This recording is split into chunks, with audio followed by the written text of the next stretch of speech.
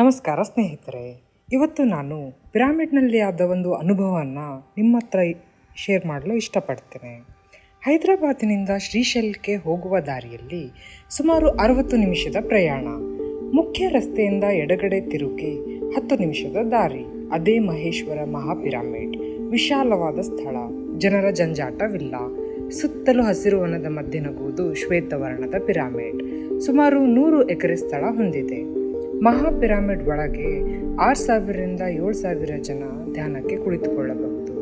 ಮಧ್ಯೆ Kings chamber, ತಂಪಾದ ವಾತಾವರಣ ಮತ್ತು ಮೃದುವಾಗಿ ಕೇಳಿಬರುವ ಕೊಳಲಿನ ಮಧುರ ಶಬ್ದ. ಧ್ಯಾನ ಮಾಡಲೇಬೇಕಂತ ಏನೂ ಇಲ್ಲ, ಅಲ್ಲಿ ಹೋಗಿ ಕುಳಿತರೆ ಸಾಕು. ಮೌನ ಎಂಬುದು ಚಿಕ್ಕ ಪದವಾಗುವುದು.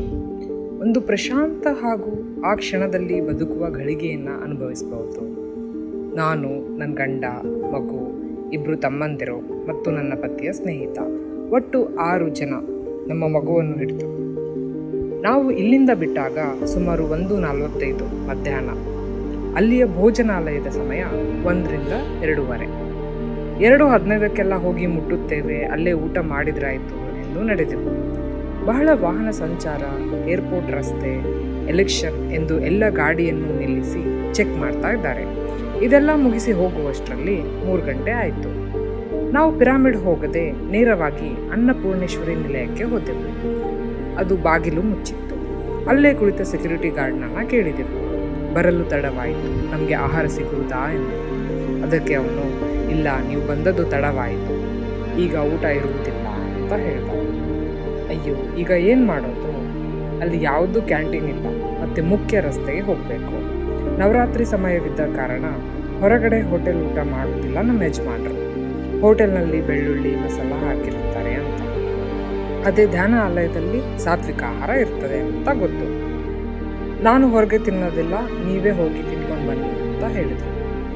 ಅದೇ ರೀತಿ ನಾವು ಯೋಚಿಸುತ್ತಾ ಆ ಆಲಯದ ಮುಂದೆ ನಿಂತೆವು. ನಮ್ಮ ಮನೆಯ ಮುಂದಿನ ಹೂದಾನಿಯಲ್ಲಿ ಹಣ್ಣು ತಿಂದು ಹೋಗಿದ್ದ ನೇರಳೆ, ಪಪ್ಪಾಯಿ ಮತ್ತು ಲಿಂಬು ಸಸಿ ಬೆಳೆದಿದ್ದವು. ಅವನ್ನು ಕೀಳಲು ಇಷ್ಟವಿರಲಿಲ್ಲ. ಬಿಟ್ಟರೆ ಅಷ್ಟು ದೊಡ್ಡ ಗಿಡ ಈ ಹೂದಾನಿಯಲ್ಲಿ ಬೆಳೆಯಲು ಸಾಧ್ಯವಿಲ್ಲ. ಇದೇ ಸರಿಯಾದ ಸಮಯ, ಪಿರಾಮಿಡ್ನಲ್ಲಿ ಸಾಕಷ್ಟು ಸ್ಥಳವಿದೆ, ಅಲ್ಲೇ ನೆಟ್ರಾಯಿತು ಎಂದು ಆ ಸಸಿಗಳನ್ನು ತೆಗೆದುಕೊಂಡು ಹೋಗಿದ್ದೆ.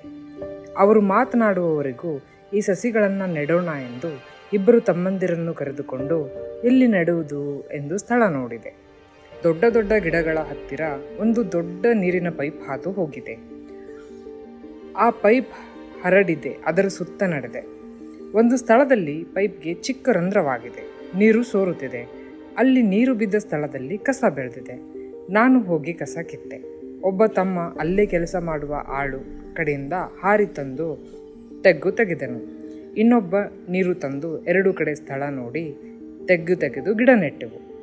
ನಾವು ಮರಳಿ ರಸ್ತೆಗೆ ಹೋಗಬೇಕು ಎನ್ನುವಷ್ಟರಲ್ಲಿ ಒಬ್ಬ ಮಹಿಳೆ, ಸ್ವಲ್ಪ ಭಾರಿ ಗಾತ್ರ, ಸುಮಾರು 50 ವಯಸ್ಸಿನ ಹಳದಿ ಸೀರೆ ಉಟ್ಟ ಮಹಿಳೆ ಹೊರಬಂದಳು. ಈಗ ಬಂದಿರಿ, ತಡವಾಗಿದೆ ಅಲ್ಲ, ಊಟ ಮಾಡಿದಿರಾ ಎಂದು ಪ್ರಶ್ನಿಸಿದಳು. ಇಲ್ಲ ಅಮ್ಮ, ಬರುವಷ್ಟರಲ್ಲಿ ತಡವಾಯಿತು, ಊಟದ ಸಮಯ ಮೀರಿತ್ತು ಎಂದೆವು. ಸರಿ, ಹಾಗಾದರೆ ನನ್ನ ಜೊತೆ ಬನ್ನಿ ಎಂದು ನಮ್ಮನ್ನೆಲ್ಲ ಕರೆದುಕೊಂಡು ಅನ್ನಪೂರ್ಣೇಶ್ವರಿ ನಿಲಯದ ಹಿಂದಿನ ಬದಿಯ ಬಾಗಿಲಿನಿಂದ ಕರೆದುಕೊಂಡು ಒಳ ನಡೆದಳು. ನಮಗೆ ಊಟ ನೀಡಿದಳು. ಬದನೆಕಾಯಿ ಚಟ್ನಿ, ಆಲೂ ಹಾಗೂ ಕಡಲೆಕಾಳಿನ ಪಲ್ಯ, ಸಾಂಬಾರಿನ ರುಚಿ ಅದ್ಭುತ, ಮೇಲೆ ಮಜ್ಜಿಗೆ ಅನ್ನ. ನಾವು ತಡವಾಗಿ ಬಂದಿದ್ದೇವೆ ಎಂಬ ಕೋಪವಾಗಲಿ ಇಲ್ಲ ಆ ತಾಯಿಗೆ. ಹಸಿದಿದ್ದೇವೆ ಎಂದು ನಮ್ಮ ಎಲ್ಲರ ಊಟವಾಗುವವರೆಗೂ ಕುಳಿತರು. ಮಗು ಇದ್ದ ಕಾರಣ ಅವನಿಗೆ ಉಣಿಸಿ ನಾನು ಉಣ್ಣೋದಕ್ಕೆ ತಡವಾದರೂ ತಾಳ್ಮೆಯಿಂದ ಬಡಿಸಿದರು. ಅವರಿಗೆ ಧನ್ಯವಾದ ಹೇಳುತ್ತಾ ಅಲ್ಲಿಂದ ಹೊರಬಂದೆವು. ಧ್ಯಾನ ಆಲಯದ ಪಿರಾಮಿಡ್ಗೆ ನಡೆದು ಒಂದಿಷ್ಟು ಹೊತ್ತು ತಿರುಗಾಡಿ ನಾನು ಧ್ಯಾನಕ್ಕೆ ಕುಳಿತೆ. ಮಗ ಅಲ್ಲೇ ಮಲಗಿತು. ಅವನು ಏಳಲು ಸುಮಾರು 5 ಗಂಟೆ ಆಗಿತ್ತು. ಅವನು ಏಳುವವರೆಗೂ ನಾನು ಧ್ಯಾನಕ್ಕೆ ಕುಳಿತೆ. ಪಿರಾಮಿಡ್ನಲ್ಲಿ ಯೋಚಿಸಬೇಕೆಂದರೂ ಆಲೋಚನಾರಹಿತ ಸ್ಥಿತಿಯ ಅನುಭವ, thoughtless state or zero thought. ಹೊರಗೆ ಬರಲು ಇಷ್ಟವಿಲ್ಲ. ಮಗು ಎದ್ದ ಕಾರಣ ಹೊರಗೆ ಬಂದು ಮಕ್ಕಳು ಆಡುವ ಸ್ಥಳಕ್ಕೆ ಕರೆದುಕೊಂಡು ಹೋದೆ. ಅಲ್ಲಿ ಬಹಳ ಹೊತ್ತು ಆಟವಾಡಿ ನನ್ನ ಪತಿಯ ಸ್ನೇಹಿತ 2 ಅಲ್ಲೇ ಹತ್ತಿರದಲ್ಲಿರುವ ತಮ್ಮ ಇನ್ನೊಬ್ಬ ಸ್ನೇಹಿತನ ತೋಟಕ್ಕೆ ಹೋಗಿ 2 ಅಕ್ಕಿ ಚೀಲದಲ್ಲಿ ಸೀತಾಫಲ ಹಣ್ಣು ಹಾಗೂ ಕಾಯಿಗಳನ್ನು ತುಂಬಿಸಿಕೊಂಡು ಬಂದಿದ್ದಾರೆ. ನನಗೆ ನೋಡಿ ಆಶ್ಚರ್ಯವಾಯಿತು, ಇಷ್ಟೊಂದು ಎಂದು. ಸಂಜೆ 6 ಗಂಟೆ, ಇನ್ನೇನು ಹೋಗಲು ತಯಾರಾದೆವು. ಆವಾಗ ನೆನಪಿಗೆ ಬಂದಿತ್ತು ಅನ್ನಪೂರ್ಣೇಶ್ವರಿ ನಿಲಯದಲ್ಲಿನ ಮಹಿಳೆ. ಅವರಿಗೂ ಒಂದಿಷ್ಟು ಹಣ್ಣು ನೀಡಿದರಾಯಿತು ಎಂದು ಸುಮಾರು 20-30 ಕಾಯಿ ಹಣ್ಣುಗಳನ್ನು ಹೋಗಿ ಕೊಟ್ಟೆವು. ಆ ತಾಯಿಗೆ ಬಹಳ ಆನಂದವಾಯಿತು. ಚಹಾ ಕುಡಿದು ಹೋಗಿರುವಂತೆ ಕುಳಿತುಕೊಳ್ಳಿ ಎಂದಳು. ಚಹಾ ಮಾಡುವವರೆಗೂ ಕುಳಿತೆವು. ಅಷ್ಟು ದೊಡ್ಡ ಅಡುಗೆ ಮನೆ, ಅವಳ ಜೊತೆ ಇನ್ನೂ 3 ಇದ್ದಾರೆ ಕೆಲಸ ಮಾಡಲು. ಸ್ವಚ್ಛವಾಗಿ ಜೋಡಿಸಿಟ್ಟ ಸಾಮಾನು. ಆ ನಿಲಯದ ಹಿಂದೆ ತಮಗೆ ಎಂದು ಒಂದು ಚಿಕ್ಕ ಕೋಣೆ ಕಟ್ಟಿಸಿಕೊಂಡು ಅಲ್ಲೇ ಇರುವುದು ಅವರು ಚಹಾ ಮಾಡುವವರೆಗೂ ಸದಾನಂದ ಅಂತ ಅನ್ನದಾತನ ಉತ್ತುವಾರಿ ಅವರೇ ನೋಡಿಕೊಳ್ಳುವುದು. ಅವರೊಂದಿಗೆ ಮಾತಿಗೆ ಇಳಿದೆವು. ಅವರು ಅಲ್ಲಿ ಕೆಲಸ ಮಾಡುವ ಮಹಿಳೆಯ ಬಗ್ಗೆ ಹೇಳಿದರು. ಅವರ ಹೆಸರು ಅನ್ನಪೂರ್ಣ. ವಯಸ್ಸು 50 ಇರಬಹುದು. ಮಕ್ಕಳಿಲ್ಲದ ಅವರಿಗೆ ಪತಿ ದೇಹ ತ್ಯಾಗ ಮಾಡಿದ ನಂತರ ತಮ್ಮ ಎಲ್ಲ ಆಸ್ತಿಯನ್ನು ಮಾರಿದರು. ಅದು ಸುಮಾರು 2.5 ಕೋಟಿ ಹಣವನ್ನು ತಾವು ಏನನ್ನೂ ಇಟ್ಟುಕೊಳ್ಳದೆ ಎಲ್ಲವನ್ನೂ ಪಿರಾಮಿಡ್ ಟ್ರಸ್ಟ್ಗೆ ದೇಣಿಗೆಯಾಗಿ ನೀಡಿದರು. ಕನಿಷ್ಠ 50 ಲಕ್ಷವಾದರೂ ಕಷ್ಟಕಾಲದಲ್ಲಿ ಬರುವುದು ಇಟ್ಟುಕೊಳ್ಳಿ ಎಂದು ಸದಾನಂದರೇ ಹೇಳಿದರು. ಬೇಡ, ದುಡ್ಡಿನ ಅವಶ್ಯಕತೆ ನನಗೆ ಇಲ್ಲ, ಭವಿಷ್ಯದ ಬಗ್ಗೆ ಚಿಂತೆ ನನಗೆ ಇಲ್ಲ, ಆ ದೇವರಿದ್ದಾನೆ ಎಂದು ಆ ಅಡುಗೆ ಮನೆಯ ಹತ್ತಿರ ಚಿಕ್ಕ ಕೋಣೆಯನ್ನು ಕಟ್ಟಿಸಿಕೊಂಡು ಅಲ್ಲೇ ಇರುತ್ತಾರೆ. ಬಂದ ಪ್ರತಿಯೊಬ್ಬರಿಗೂ ಬೇಸರವೆನ್ನದೆ ತಾಯಿಯ ಹಾಗೆ ಬಡಿಸುವ ಅವರು ಮಹಾನ್ ಎನ್ನಿಸಿತು. ಆ ತಾಯಿ ಚಹಾ ತೆಗೆದುಕೊಂಡು ಬಂದು ಎಲ್ರಿಗೂ ಕೊಟ್ಟರು.